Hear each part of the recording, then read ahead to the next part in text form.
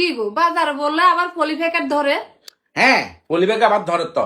আর ধরন ন, মেন কথা কি জানো, মানুষ সচেতন হইতে হইব। মানুষ সচেতন হই এই পলিথিন আসলে বন্ধ করে দেওয়া উচিত। কারণ জানি এই পলিথিন খুব ক্ষতিকর জিনিস, এটা বুঝছো নি? তুমি জিয়া না হালা ভালো, জলের তালাইলেও হসে না, মাটির তালাইলেও হসে না, এটা অনেক দিন ধরে থাকি যাবে, বুঝছো নি? জানি আছে হেন এর ইয়া হুল দিয়ে আবার ক্ষতিকর একটা গ্যাস বাইরে, তারপরে এটা জমি ড্রেনে টুনে হালাইলে ড্রেন টুন বন্ধ হয়ে যাবে, বুঝছো নি?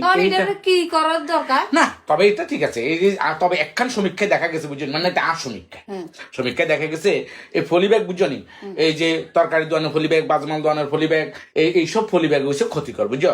কিন্তু এই যে বড় বড় কোম্পানি চকলেট, চিপস, বিস্কুট, এগুন যে সানাসু, এগুন যে প্যাকেটে প্যাকেটে করি আইয়ে সেইসব ফলি ব্যাগ, মানে এইসব প্যাকেট প্লাস্টিক আর, বুঝছনি, এগুন বলে অক্সিজেন দেয়।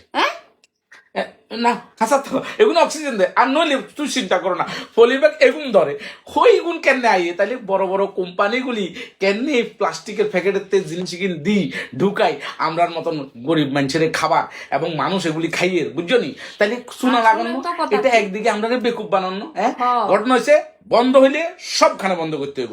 তাইলে এই পলিথিন হার্মফুল, ওই পলিথিন কি মানে আমরার জন্য আদর্শ নাকি? তাইলে একটা কথা কি জানি, এখানেও বৈষম্য, বুঝছো?